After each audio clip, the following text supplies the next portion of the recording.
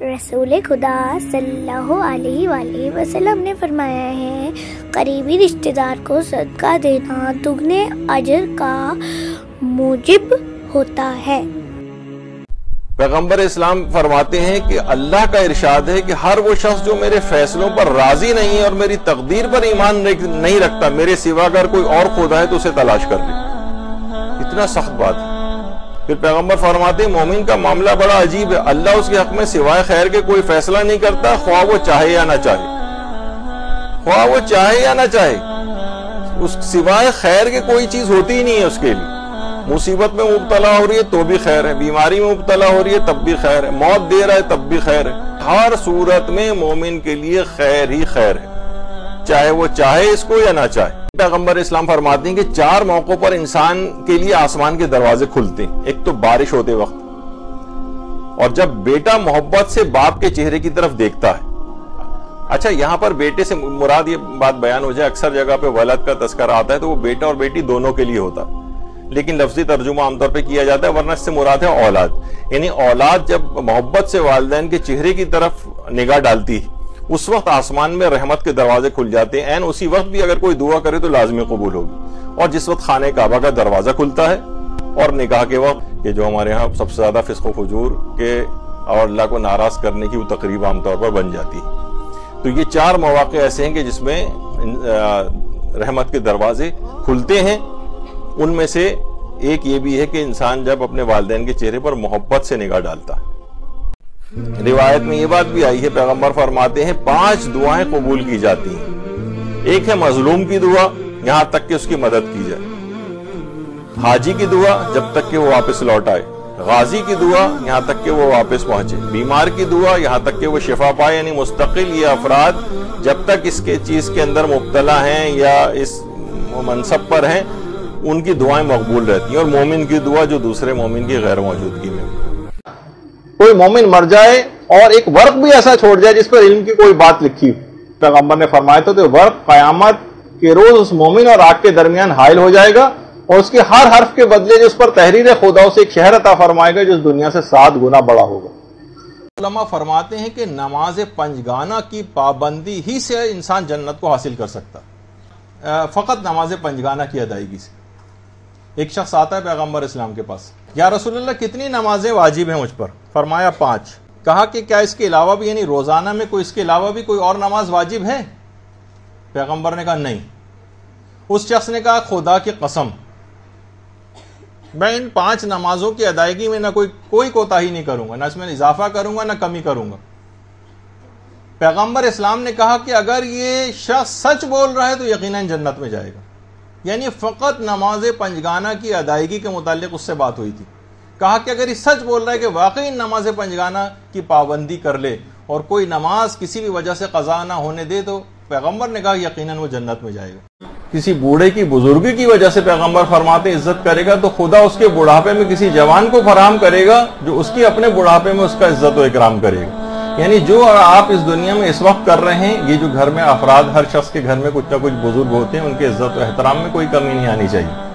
تھوڑا سا آگے بڑھ کر پیغمبر کی اس حدیث کو دماغ میں رکھتے ہوئے کم سے کم اس کو اقدام کر لیں تو خود جب اس کا اپنا بڑھاپا آئے گا تو پھر یہ دیکھیں گے کہ کس قدر اس کو غیب سے اس کے لیے اس کا خیال کرنے والے جو ہے وہ افراد اس کو ملیں۔ اور پہ یہ ہوتا ہے کہ مائیں دعا دے رہی ہوتی ہیں لیکن انسان باپ سے غافل ہو جاتا ہے۔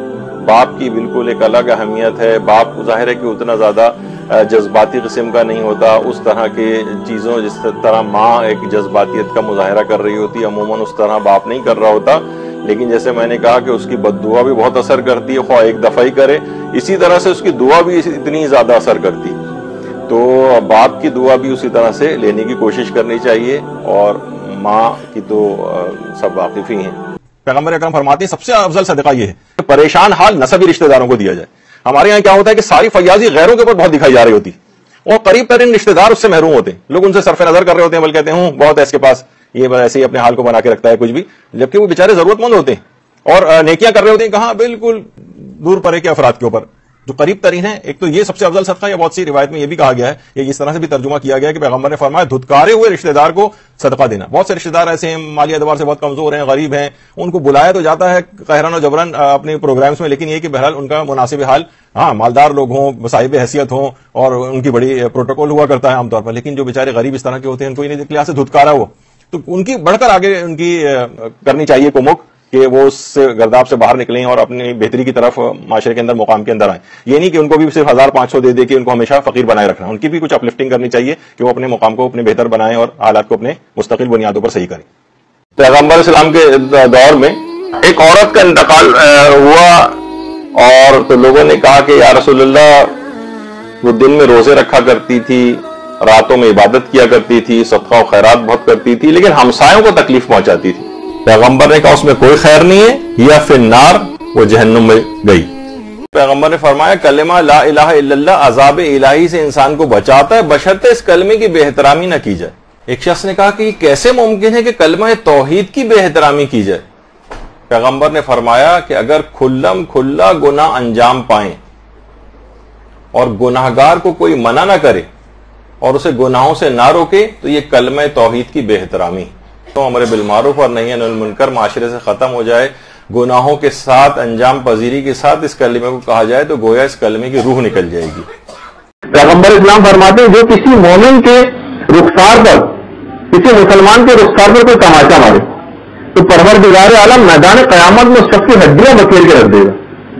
یعنی ہم بعض اوقات ہوتا ہے نا کہ بہت سارے ایسے قریبی رشتے دار بھی ہوتے ہیں، چھوٹے بہن بھائی، انسان ان کو مارنے پیٹنے لگتا ہے بہت سی ایسی باتوں پر کہ جو کوئی حرام اور گناہ کی بھی کوئی بات نہیں تھی. مثلا وہ ٹھیک سے مثلاً شاید یہ اس کے اندر نہیں جائے، سوچے مسئلے اس کو شروع ہو جائیں گے. کوئی ٹھیک سے اگر پڑھ نہیں رہا ہے اس کو بڑے بھائی نے مارنا شروع کر دیا، باپ نے مارنا شروع کر دیا بچے کو، کسی نے کسی مسلمان کے رخسار پہ تماچا مارا تو پروردگار عالم اس شخص کی میدان قیامت میں ہڈیاں بکھیر کے رکھ دے گا. اس میں کوئی وہ بھی نہیں، ناجائز طور پر اگر والدین بھی ماریں، بڑے بھائی بہن اور دیگر رشتے دار، اس سے کوئی فرق نہیں. پھر روایت میں کہ اس کے اوپر آگ مسلط کی جائے گی اور جو شخص بندھے ہوئے گردن سے بندھے ہوئے ہاتھوں سے ساتھ مشہور کیا جائے گا میدان قیامت، اور اس کے بعد پروردگار اس کو جہنم میں ڈالنے جانے کا بھی حکم دے گا. پیغمبر اسلام نے دیکھا کہ ایک شخص نے اونٹ کے اوپر بہت زیادہ سامان لادا ہوا ہے، اتنا زیادہ سامان، اور اونٹ بہت دیر سے ایسے ہی بندھا کھڑا ہوا ہے. رسول اللہ نے ارشاد فرمایا کہ اس اونٹ کے مالک کو قیامت کے حساب کے لیے خود کو آمادہ کر لینا چاہیے. یعنی اس سے سوال کیا جائے گا، حساب کتاب ہوگا کہ تم نے اونٹ کے اوپر اتنا بلا وجہ اتنی دیر تک ظلم کیوں کیا، اس کو باندھ کے رکھا. جب بھی روایات کے اندر پیغمبر اسلام نے حضرت ابو ذر غفاری سے فرمایا تھا کہ جب کوئی شخص خود نیک ہو جاتا ہے تو اللہ اس کے نیک ہو جانے کے وسیلے سے اس کی اولاد اور اس کی اولاد کی اولاد کو بھی نیک بنا دیتا ہے. یعنی سلسلہ جو ہے نیکی کا یہ نسلوں تک چلتا رہتا ہے. شرط یہ ہے جو والدین کو خود نیک بننا پڑے گا. پیغمبر فرماتے ہیں آخری زمانے کی اولاد پر ان کے والدین کی وجہ سے مصیبت ہے. لوگوں نے پوچھا یا رسول اللہ مشرک والدین کی وجہ سے؟ فرمایا نہیں، مومن والدین کی وجہ سے جو اپنی اولاد کو دینی واجبات کے متعلق کچھ نہیں سکھاتے، اور اگر اولاد سیکھنا چاہے تو انہیں منع کرتے ہیں، ان کے بارے میں دنیا کی حقیر مقدار پر قناعت کرتے ہیں میں ایسے لوگوں سے بیزار ہوں اور وہ مجھ سے بیزار. سے بچے کو اپنے سرکش اور باغی بنایا مار مار کر، سزائیں دے کر. تو پیغمبر فرماتے اس طرح اولاد اپنے ماں باپ کی نافرمانی سے آنکھ ہو جاتی ہے، اس طرح ممکن ہے والدین بھی آنکھ ہو سکتے ہیں. تو اس سے آپ اندازہ لگائیں کہ بہرحال والدین جو غلطیاں کر رہے ہیں گویا آنکھ ہونے کا سبب بن رہے ہیں. والدین بھی آنکھ ہو جاتے ہیں اگر یہ اپنے فریضے کو صحیح طور پر ادا نہیں کریں گے اور بچے کو اپنے طرز عمل سے باغی بنائیں گے. ایک شخص نے پیغمبر کے پاس آ کر اپنے فقر کی، تنگ دستی کی شکایت کی رسول اللہ سے. تو پیغمبر نے فرمایا کہ جب بھی تم گھر میں اپنے داخل ہو تو گھر میں داخل ہونے کے بعد سلام کرو، اگر کوئی نہ ہو تو خود کو سلام کرو، اور اس کے بعد پھر مجھ پر درود بھیجو اور پھر سورہ اخلاص کی تلاوت کرو.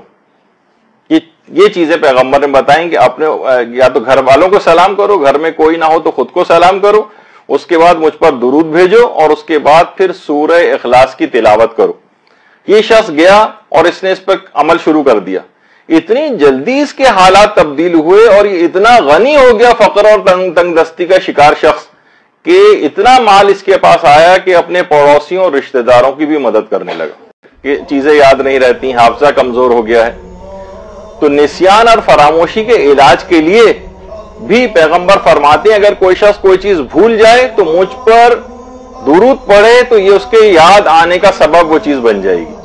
پیغمبر کی حدیث میں بھی یہ بات آئی ہے کہ جس نے نماز کا وقت آ جانے کے بعد وضو کیا اس نے نماز کے حق میں بے احترامی کی۔ پیغمبر اسلام جب کبھی بھی آیت الکرسی کی تلاوت کرتے تھے تو اس دوران تبسم فرمایا کرتے تھے، مسکراہٹ پیغمبر کے چہرے پر آ جاتی تھی، ان خوشی کی مسکراہٹ، اور فرماتے تھے کہ عظیم خزانہ ہے جو کہ مجھے حاصل ہوا ہے۔ تو واقعتاً اس کی عظمت کو سمجھنا چاہیے کہ انسان جس وقت آیت الکرسی کی تلاوت کرے کہ پیغمبر اسلام کو عظیم ترین خزانہ عطا ہوا تھا اس آیت الکرسی کے ذریعے کہ خود تک پیغمبر خوشی سے مسکرایا کرتے تھے اس کی تلاوت کرتے وقت۔ اے علی، پیغمبر فرماتے ہیں، اے علی گھر میں ایک لہجہ کام کرنا، 1000 سال کی عبادت، 1000 حج و عمرہ، 1000 غلام کو آزاد کرانا، 1000 غزوہ یعنی جنگ میں شرکت کرنا، 1000 مریض کی عیادت کرنا، 1000 نماز جمعہ پڑھنا، 1000 جنازے میں شرکت کرنا، 1000 بھوکوں کو کھانا کھلانا، 1000 برہنہ شخص کو لباس دینا۔ افضل اس سے کہ افضل ان تمام چیزوں سے افضل کیا ہے؟ افضل ہے کہ گھر کے کام کرنا ہے۔ 1000 مساکین اور فقراؤں کو صدقہ دینے سے افضل ہے۔ یعنی آپ سوچیں کہ یہ جتنے بھی چیزیں ہم نے ابھی پڑھی آپ کے سامنے، ان تمام کاموں سے افضل کیا ہے کہ اگر ایک شوہر اپنے گھر کے کاموں میں اگر مدد کرتا ہے، ان تمام چیزوں سے افضل ہے وہ کام کرنا اس کے لیے افضل ہے۔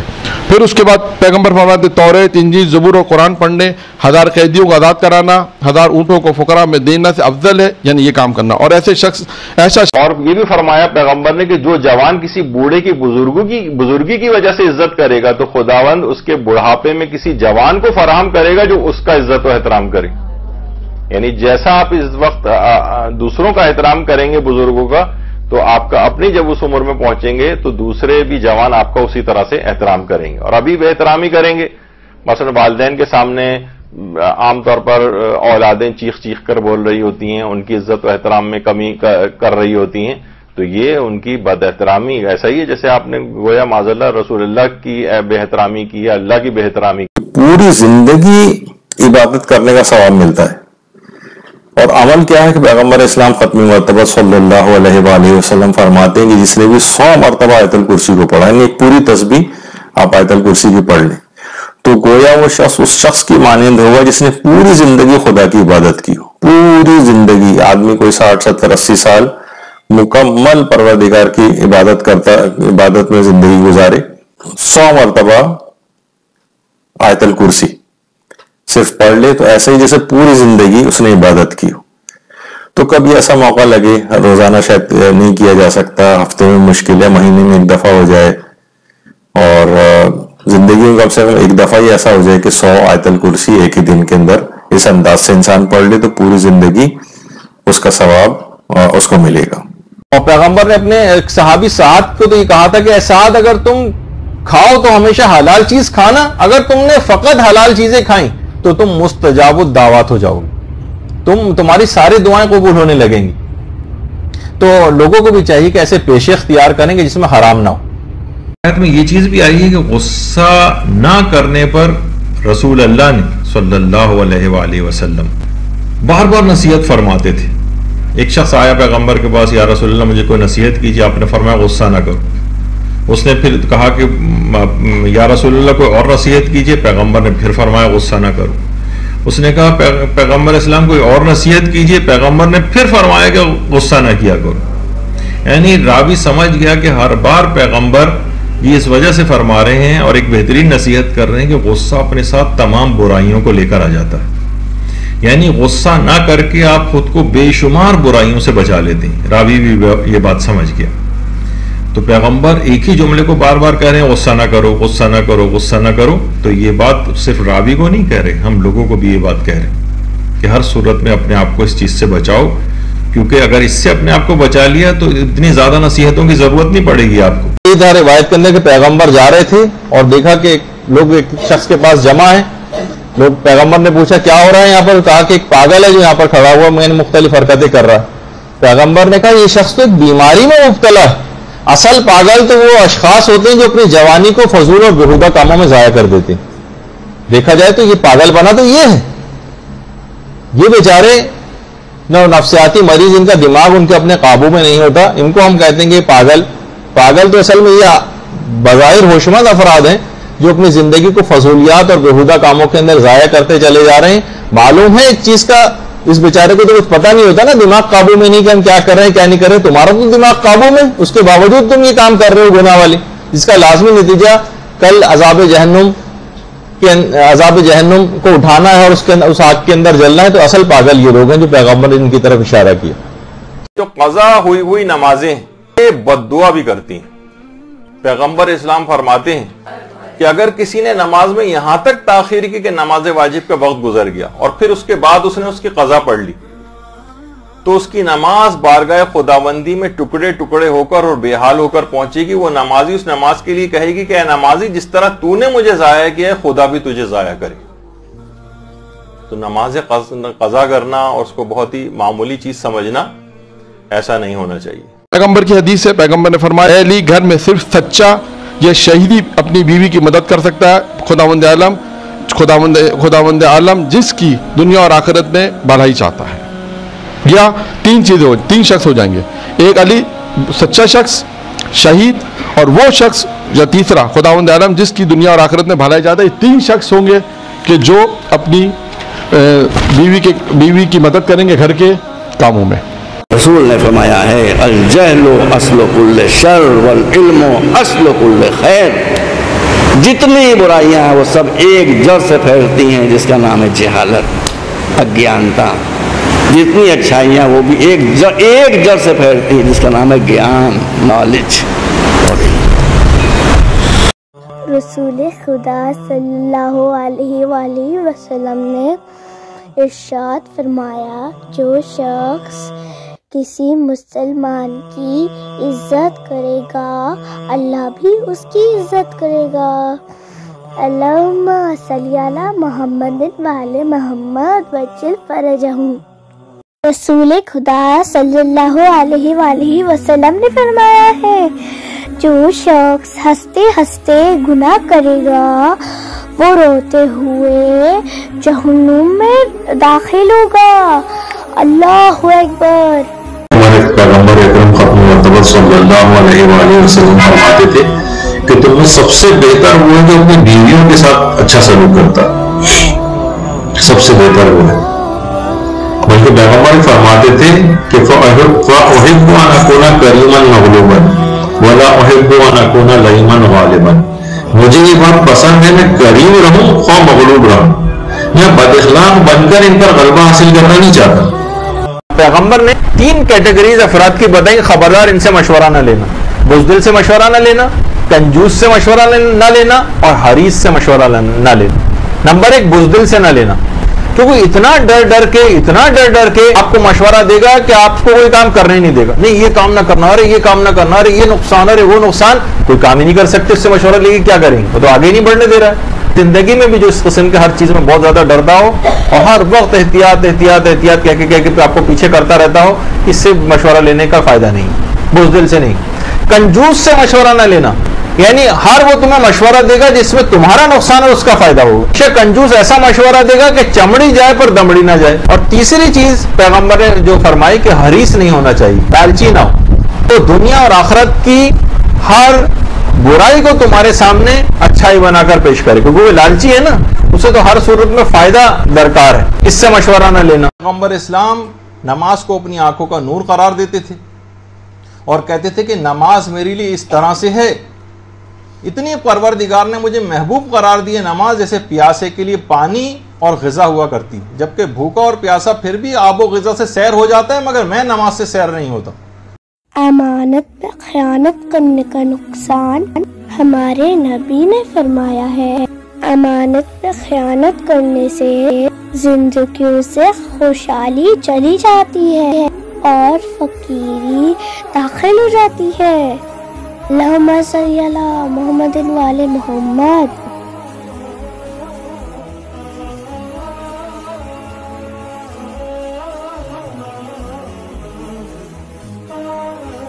پیغمبر اسلام ہی تو جملہ فرماتے تھے، جو کسی بری چیز کا رواج ڈال جائے گا کہ لوگ مرنے کے بعد بھی اس پر عمل کریں، تو جتنا ان عمل کرنے والوں کو گناہ ہوگا اتنا ہی اس رواج ڈالے جانے والے شخص کو گناہ ملتا رہے گا. یعنی عذاب جاریہ والی بات اس کے اوپر یہ ہمیشہ ہوتی رہے گی کہ اس سے بھی اپنے آپ کو بچانا ہے کہ ایسی گمراہ کن چیزیں کوئی گھر کے اندر ہمارے مرنے کے بعد اور زندگی میں بھی دیکھیے کہ کوئی ایسا غلط استفادہ ان سے کوئی نہ کر سکے.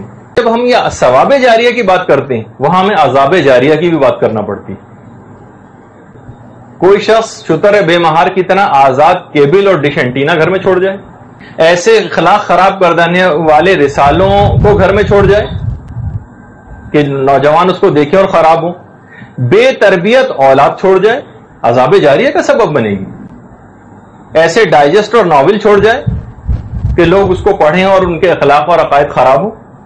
پیغمبر اکرم ختم مرتبہ صلی اللہ علیہ وآلہ وسلم اللہم صلی علی محمد وآل محمد یہ فرماتے ہیں کہ جہنم کا ایک دروازہ ان افراد کے لیے مخصوص ہے جس سے صرف وہی لوگ داخل ہوں گے جنہوں نے اللہ کی نافرمانی کرتے ہوئے اپنا غصہ اتارا ہوگا.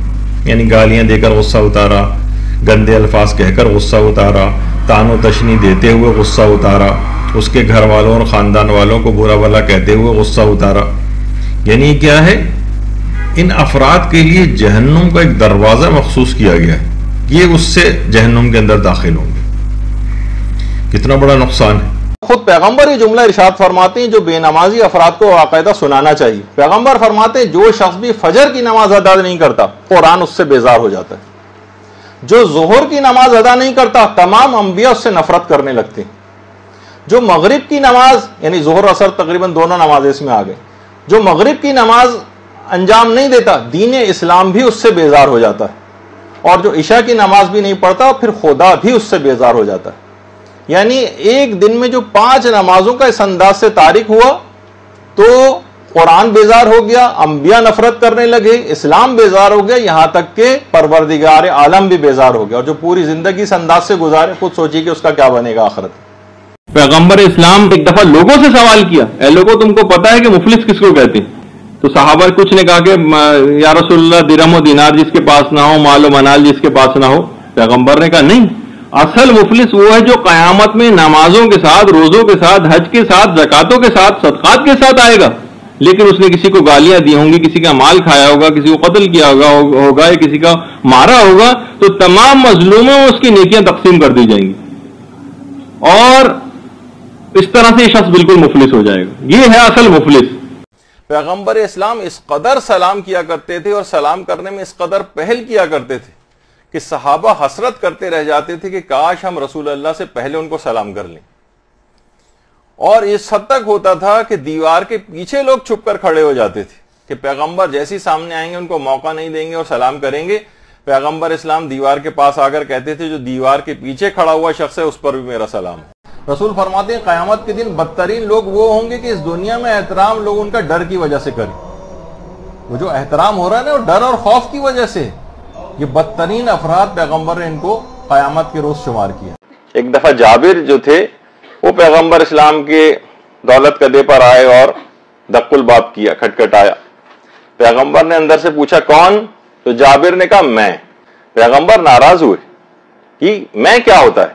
یعنی جب بھی کوئی آئے تو اس کو واضح طور پر اپنا تعارف کرانا چاہیے, مبہم تعارف نہیں ہونا چاہیے تاکہ جو اندر ہو اسے موجود پتہ چل جائے کہ دروازے پر کون ہے. آپ روزانہ اعوذ باللہ من الشیطان الرجیم پڑھتی رہیں کم سے کم 10 مرتبہ روزانہ, تو پروردگار عالم ایک فرشتے کو موکل کرے گا. اگر آپ یہ کام صبح ہی کو کر لیا کریں, اعوذ باللہ جو ہے 10 مرتبہ روزانہ اگر آپ صبح کے وقت پڑھ لیا کریں تو پروردگار عالم ایک فرشتے کو موکل کر دے گا جو مسلسل شیطان کو آپ کے پاس سے بھگاتا رہے گا پورے دن. پیغمبر اسلام کی حدیث ہے جو میں نے ابھی آپ کے سامنے پیش کی ہے.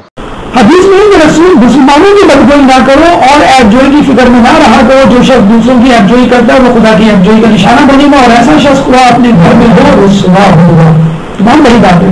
عموماً گھر جو ہے ہمارے لیے ایک پروٹیکشن, ایک فورڈ ہے کہ یہاں ہمارا گھر کچھ نہیں کر سکتا. کمپنی میں ہمارا باس ہمیں جھاڑ پلا سکتا ہے, ڈانٹ ڈپٹ کر سکتا ہے, اسکول میں ہماری پرنسپل ہماری کلاس لے سکتی ہے, لیکن گھر میں ہم شرمشان. لیکن آپ دیکھتے ہیں ایسے لوگ جو دوسروں کو ذلیل کرتے ہیں بعد میں وہ خود ذلیل ہوتے ہیں, چاہے وہ اپنے گھر میں ان کے بچے بڑے ہو کر ان کو ذلیل کرتے ہیں. اپنی گریبان میں جھانکیے، غیر معصوم کو معصوم کا درجہ نہ دیجیے، نہ سمجھیے، دوسروں کی خوبی ہو گئی. اگر بجلی میں کوئی لڑائی ہے تو بھائی کوئی خوبی تو ہوئی. دنیا میں کوئی شخص ایسا نہیں کہ جس میں فقط اور فقط خرابیاں ہوں، اور دنیا میں کوئی شخص ایسا نہیں جس میں فقط اور فقط خوبیاں ہوں. خوبیاں فقط اور فقط معصوم میں ہوتی ہیں اور خرابیاں فقط اور فقط شیطان میں ہوتی ہیں. انسان ان دونوں کے درمیان کی چیز ہے. پیغمبر فرماتے ہیں اس شخص کے لیے خدا کی محبت واجب ہو جاتی ہے جو غصے میں آنے کے بعد درگزر کرتا ہے. یعنی اللہ کی محبت اس کے لیے واجب ہو جاتی ہے. جو اللہ کا محبوب بن جائے اس پہ کب کوئی عذاب آئے گا. پیغمبر اسلام بھی بات بیان فرماتے تھے کہ ہر شخص کو چاہیے کہ وہ خدا سے حسن ظن رکھے، کیونکہ جنت کی قیمت فقط حسن ظن، آپ کے اعمال نہیں. پروردگار سے جو آپ کا حسن ظن ہے جنت کی قیمت فقط ہوگی. اور اس کا فائدہ ایک یہ ہوگا خدا سے حسن ظن رکھنے کا. حسن ظن یہ کہ پروردگار تو مجھ کو بخش دے گا، مجھ کو عذابوں میں مبتلا نہیں کرے گا، مجھ کو جنت میں داخل کرے گا، یہ ہے نا حسن ظن، اور تو مجھ سے راضی ہو جائے گا. روایات میں ملتا ہے کہ خدا سے حسن ظن رکھنا اور اس کا اظہار کرنا معتذر کے لیے یہ فائدہ پہنچائے گا کہ پھر خدا کے لیے اس کی مغفرت واجب ہو جائے گی. وہ پروردگار عالم جو آپ سے اس بات کو کہتا ہے کہ جب کوئی ضرورت مند ہو تو اس کی ضرورت کو پورا کرو، جو تم سے کہے اس کی حاجت روائی کرو، تو جب آپ خود اس سے اس امید کے ساتھ اس کے سامنے اپنی حاجت کو لے کر جائیں گے اپنے گناہوں کو بخشوانے کے لیے، تو خدا کے اوپر آپ کی مغفرت واجب ہو جائے گی اس حسن ظن کی وجہ سے. جب بھی پیغمبر فرماتے تھے کہ حسن ظن کی قیمت، یہ جو جنت ہے فقط یہ حسن ظن کی قیمت ہے. پیغمبر فرماتے ہیں انا زعیم بیتن فی اعلی الجنہ و بیتن فی وسط الجنہ و بیتن فی ریاض الجنہ لمن ترک المرا و ان کان محقا و لمن ترک الکذب و ان کان ہزلا و لمن حسن خلقہ. فرماتے ہیں پیغمبر میں ضمانت لیتا ہوں جنت، انا زعیم بیتن فی اعلی الجنہ، جنت میں اعلیٰ درجے میں ایک مکان کی، لمن ترک المرا و ان کان محقا، جو جھوٹ کو ترک کرے، جو جھگڑے کو ترک کرے خواہ وہ حق پہ کیوں نہ ہو. دیکھیے بہت بڑی بات ہے، اس پہ پورے ایک نشست ہو سکتی کہ جو جھگڑے کو ترک کر دے خواہ وہ حق پر ہی کیوں نہ ہو. لوگ ناحق اپنے کوئی چیز لینے کے لیے جھگڑا کر رہے ہوتے ہیں، وہ کہتے ہیں اپنا حق بھی چھوڑ دو اگر جھگڑا زیادہ ہو رہا ہو. گھروں میں اگر اس بات پہ عمل کر لیا جائے تو بہت سے گھر جنت کا نمونہ بن جائیں گے. کوئی ایسا قارون کا خزانہ ہاتھ سے نکلا نہیں جا رہا ہے کہ اگر ہمیں فلاں چیز ہمیں نہیں ملی. وہ بیتن فی وسط الجنہ، جنت کے درمیانی درجے میں مکان کی بھی میں ضمانت لیتا ہوں. پیغمبر فرماتے ہیں کس شخص کے لیے؟ لمن ترک الکذب و ان کان ہزلا، جو جھوٹ کو ترک کرے خواہ مذاقی میں کیوں نہ ہو. پیغمبر کہہ رہے میں درمیانی درجے میں مکان کی ایک ضمانت لیتا ہوں. وہ بیتن فی ریاض الجنہ، میں جنت کے باغوں میں سے ایک گھر کی ایک ضمانت لیتا ہوں اس شخص کے لیے کہ جس کا اخلاق اچھا ہوگا. پیغمبر نے فرمایا کہ قیامت کے دن پروردگار کہے گا کہ کہاں ہیں وہ لوگ جو اپنے کانوں کو اور اپنی آنکھوں کو شیطانی بازوں اور ان کے بجانے والوں کو دیکھنے سے محفوظ کر لیتے تھے. تو پروردگار قیامت میں کہے گا کہاں ہیں وہ لوگ جو اپنی کانوں کو شیطانی بازوں اور ان کے بجانے والوں کو دیکھنے سے اپنی آنکھوں کو بچا لیا کرتے تھے، محفوظ کرتے تھے. انہیں تمام جماعتوں سے الگ کر دو. روایت میں ہے کہ ان کو تمام جماعتوں سے پیغمبر نے فرمایا کہ ان کو الگ کر دو. پروردگار ہی کہے گا. فرشتے ان افراد کو مشک و عنبر کے ٹیلوں کے اوپر بٹھا دیں گے، مشک و عنبر کے ٹیلے، اور خدا فرشتوں کو حکم دے گا کہ ان لوگوں کو میری ایسی تسبیح و تمجید سناؤ جو اس سے پہلے کبھی کسی نے نہ سنی. اور اس کے بعد فرشتے اپنی پیاری آوازوں میں اس کو پروردگار کی ایسی تسبیح سنائیں گے جو اس سے پہلے کسی نے نہیں سنی ہوگی. حضرت رسول صلی اللہ علیہ وسلم نے فرمایا ہے فتنے کی آگ کو ٹھنڈا کرنا اور آپس میں صلح کروانا زبان کا صدقہ ہے. حضرت رسول اللہ صلی اللہ علیہ وسلم نے فرمایا ہے اگر بواسیر کے مریض کے پاس سورہ اعلیٰ کی تلاوت کی جائے تو بواسیر جڑ سے ختم ہو جائے گا اور مریض کو شفا حاصل ہوگی.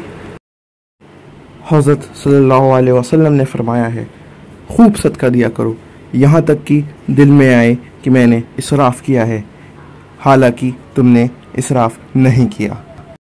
قید سے رہائی کے لیے بھی پیغمبر فرماتے ہیں کہ قید خانے میں گرفتار شخص سورہ انفطار کی اگر تلاوت کرے تو اسے اپنے پاس رکھے تو اس کو رہائی میں آسانی پیدا ہوگی، قید سے آزادی ملے گی اور خوف کرنے اور خائف رہنے سے بھی محفوظ ہوگا، اور خدا کے حکم سے جلدی اس کے حالات کی اصلاح ہو جائے گی اور وہ اس رہائی سے باہر آ جائے. کتنے لوگ ہیں جو کہ بیچارے غلط اس میں مقدمات میں پھنس جاتے ہیں بہت سے اٹھا لیے جاتے ہیں بعض اداروں کی طرف سے اور پتہ نہیں چل پاتا ہے ان کا، تو یا ان کو خود اگر علم میں ہو تو وہ یا ان کے لیے دیگر افراد سورہ انفطار کی تلاوت کریں، اگر اس تک رسائی ممکن ہے تو اس طرح کی سورہ لکھ کر پہنچائیں، وہ اپنے پاس رکھے تو انشاءاللہ بہت جلد اس کی رہائی کے اسباب پیدا ہوں گے۔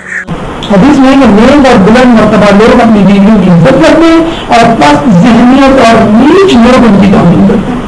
آپ نے اپنی بیوی کی توہین کر کر اپنی پست ترین آفات اس کے سامنے ظاہر کر دی۔